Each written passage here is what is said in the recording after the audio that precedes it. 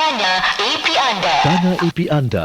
Okey, dan kita ada Encik Sharif Muhammad Yatim, Superintendent Darul Takrim Rumah Warga Tua ya. Lama sudah ya Encik Sharif menjadi Superintendent ya. Dan kita tahu bahawa di Rumah Warga Tua tu mereka memang ramai daripada mereka sebatang kara ya, dan hanya tinggal di situ bertahun-tahun lamanya ya. Jadi bagaimana agaknya mereka ni dapat disesuaikan nanti dengan masyarakat pula? Baik, pertama saya kagum inisiatif-inisiatif yang Puan Halimah tadi usulkan daripada kerajaan. Saya rasa alhamdulillah. Bagi pihak Jamia pula 10 tahun yang lalu kami mengambil pendekatan yang mana warga tua di sana harus menetap dan tinggal situ sehingga usianya tamat. Tapi sekarang ni pendekatan yang baru yang Darul Takrim telah ambil untuk menempatkan mereka di rumah yang sekeliling ataupun berdekatan dengan masyarakat. Bermakna kita akan memberi mereka independent living. Kita akan beri mereka independent living. Kita akan bekerjasama dengan pihak HDB untuk mendapatkan rumah sewa supaya mereka dapat menginap di rumah sewa, dan kita akan connectkan mereka berhubung dengan public assistant yang dapat membantu mereka untuk mendapatkan kewangan untuk menyara rumah itulah. Dan juga kami juga berbincang dengan beberapa pihak majikan yang dapat menerima mereka untuk bekerja yang mereka boleh lakukan.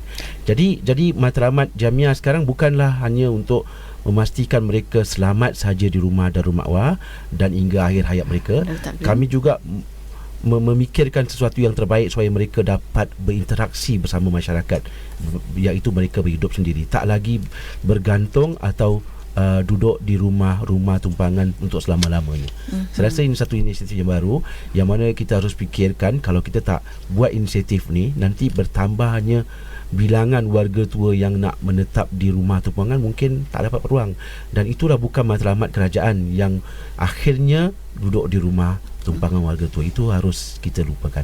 Jadi kriteria yang anda tetapkan untuk mengeluarkan mereka ataupun menempatkan mereka ya, agar mereka dapat kembali kepada masyarakat setelah lama berada di rumah tumpangan, rumah warga tua ini, apakah agaknya kriterianya, Cik Syed? Okey, yang pertama bersinonim dengan tajuk ni lah, active aging ataupun penuaan yang aktif kan. Jadi kita memilih siapa yang boleh aktif, sihat dan boleh berdikari, boleh berbuat kerja-kerja yang exercise dan sebagainya, senaman dan sebagainya, dan kami cuba lakarkan pekerjaan-pekerjaan sesuai untuk mereka.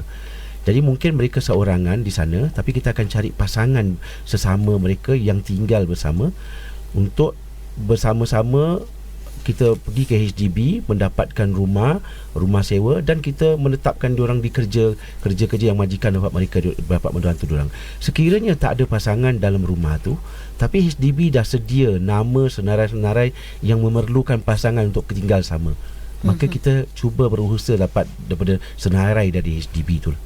Itu pendekatan baru di Jamia. Mungkin Cik Halimah ada yang ingin ditambah lagi tentang apa yang dikatakan oleh Cik Sharif tadi sungguh menarik, iaitu tujuannya bukan untuk menggalakkan warga mas yang dilihat dapat menjaga berkebolehan untuk mampu menjaga diri sendiri untuk berterusan bergantung kepada rumah tumpangan seperti yang diadakan oleh Jamia, tapi menggalakkan mereka supaya kembali ke masyarakat.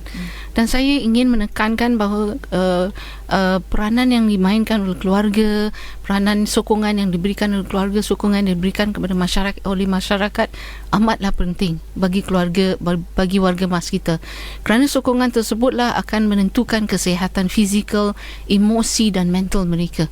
Jika mereka merasakan bahawa mereka diterima oleh masyarakat, penerimaan masyarakat tu amatlah penting, diterima oleh masyarakat, mereka mendapat sokongan dari masyarakat, saya rasa keadaan mental dan emosi mereka kesihatan mereka akan lebih terjaga. Ini amatlah penting.